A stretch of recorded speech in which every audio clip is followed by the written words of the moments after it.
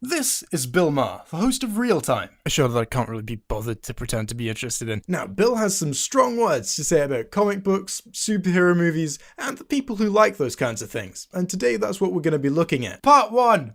Bill's points. Like, what are the actual things he says? Bill starts his rant by making his intentions very clear, which is actually really good. Like, it's really useful to me when people do that. Tonight's editorial is about Stan Lee, who, if you missed it, died in November. I posted a blog that was in no way an attack on Mr. Lee, but took the occasion of his death to express my dismay at people who think comic books are literature and superhero movies are great cinema, and who in general are stuck in an everlasting childhood. Throughout his editorial, Bill makes the same few points again and again and again. Points like comic books are not literature. Other people tweeted things like, I learned about social justice and racial tolerance by reading comic books. Okay, but now you have pubic hair. Read James Baldwin, read Toni Morrison, read Michael Eric Dyson. Superhero movies aren't valuable cinema. Every superhero movie's the same thing. A person who doesn't have powers gets them, has to figure out how they work, and then has to find a glowy thing. That superhero media in general is childish. Comics are for kids. And that if you're an adult who likes them, you need to grow up.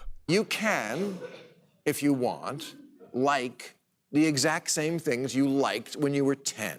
But if you do, you need to grow up. Bragging that you're all about the Marvel Universe is like boasting that your mother still pins your mittens to your sleeves. Of all of the points he's making, this is the one he really hits in the hardest. He really wants you to know that he considers this whole thing to be childish and beneath him, and that if you're an adult who likes it, you need to grow up. I'm sorry, but if you're an adult playing with superhero dolls, I'm sorry, I mean collectible action figures. Why not go all the way and drive to work on a big wheel? Like, I don't even do those things, nor would I be the kind of person to go, actually, they're action figures? And I still rolled my eyes when he said that. Just because of how this whole bit he's doing is about judging people for the simple things they enjoy. Why not ride to work on a big wheel? You know what I say? Yeah, why not? If that makes you happy, go for it. There's no point in being grown up if you can't be childish sometimes. I also find it pretty funny that he tries to say again and again that he's not actually directing any hate towards Stan Lee. I posted a blog that was in no way an attack on Mr. Lee. I'm not glad Stan Lee is dead. I'm sad you're alive. Director Kevin Smith accused me of taking a shot when no shots are fucking necessary. Except again, my shot wasn't at Stan Lee. It was at, you know, grown men who still dress like kids. No, I'm not firing any shots at Stan Lee. I'm just saying that his work is without value, and that anyone who likes it is probably a fucking man baby. That's not me saying anything bad about Stan Lee. How could you possibly have confused that with me saying something bad about Stan Lee? You know what though, I'm willing to give him the benefit of the doubt here. I honestly do believe that he's dense enough to think that he's actually not saying anything bad about Stan Lee. But you know what? I think that part where he says he's not happy Stan's dead, he's just sad you're alive, is like actually a pretty well written joke. And would have been really funny if it was coming out of a mouth instead of an anus. In short, Bill thinks that comic books cannot be valuable literature. Can we stop pretending that the writing in comic books is so good? Oh, please. Oh, that's nothing against Stan, by the way, even though that's his life's work. Shut up. Superhero movies aren't valuable cinema, and superhero fans just have some growing up to do. You need to grow up. Part 2. Let's talk about superhero movies for a bit.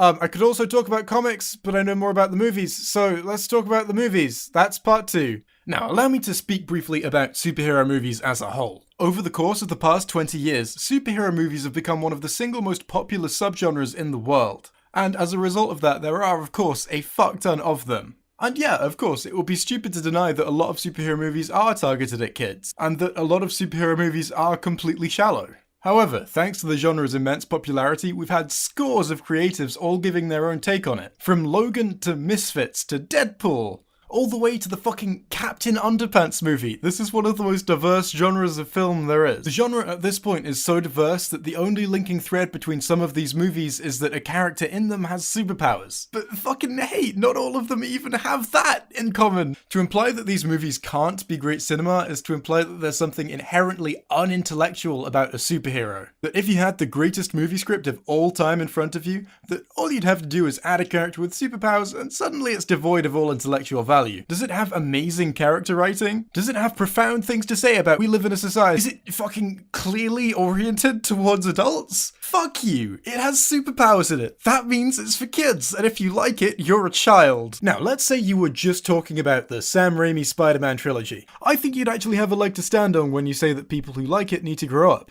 I don't think you'd be right, I think you'd be being a massive arsehole, but I think you'd have a leg to stand on, given that the trilogy is child-friendly, and you could definitely call them family films. When you tried to make this kind of point about superhero media as a whole, the only kind of people you're going to have laughing along with you are people who are ignorant of the fact that for every Spider-Man 2, there's a Logan, that for every Catwoman, there's an Incredibles, and that some of the most influential comics of all time are clearly not intended for children. Which takes us to part 3. Fuck off. Twat. Now, Bill, if you or either of your fans that are young enough to turn a computer on end up seeing this, I would just like to make it clear that I'm not calling you a twat because you're insulting my comic book films. Nah! I'm calling you a twat because you're acting like one. You're judging people for the things that they enjoy. It's none of your business how someone unwinds when they come home on their big wheel from a day at work. If people like watching superhero films, hell, if people like collecting action figures, that's fine. They can do whatever they enjoy. They don't need to grow up to please you. But if you want to talk about people acting childish, I find it incredibly ironic that you spent half your time going, oh, these people need to grow up, and the other half of your time going, the things I like are much more mature than the things you like. The things you like for baby. I'm a real grown-up because the books I read don't have pictures. You know, I've not heard anyone make that argument since I was 6. Yet here you are doing it, telling other people they need to grow up.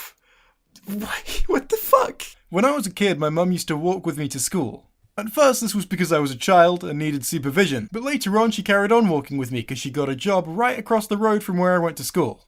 By the time I turned 11, yes, I know, that is what I looked like when I was 11, I started to get really self-conscious about this. I thought, oh, the other kids are going to see me walking into school with my mum. What are they going to think? Are they going to think I need her to walk me into school? And I started running ahead of her so that I wouldn't be seen walking with her as I arrived at school. But as I grew up, I realized that worrying about things like that is just a bit silly and immature. There's nothing embarrassing about being seen with your mum. Abandoning what you've loved since you were a child because you're worried it's going to make you look childish isn't a part of being an adult. It's a part of being insecure. If for a second we assume that all superhero media is for kids despite the fact that it isn't, then having the capacity to enjoy it doesn't make you immature, and anyone who says it does can fuck off. One of my favourite films of all time is The Iron Giant, a movie that's very clearly a kids' film. And my appreciation for that piece of media doesn't make me a child. But one thing that would be pretty childish would be for me to not give the film a chance because I know it's for kids, and then to tell anyone who does like it that, you know it's just for kids, right? What are you, 11? Like, Bill, what's your next bit gonna be about? Men who wear pink? Stop! Pink is for girls! I'm an adult! To sum up, Bill, grow up, you whiny fucking baby! Before I go, I'd just like to say a huge thank you to my patrons. I always worry that I don't thank you beautiful people enough, so I'm gonna try and change that in the future. Other than that, I hope you've enjoyed. In a second there are gonna be some links on screen to some more of my content, including a playlist of response videos like this one I've made in the past. I'll see you on Sunday for part 2 of the CinemaSins breakdown. I hope you've enjoyed. Goodbye.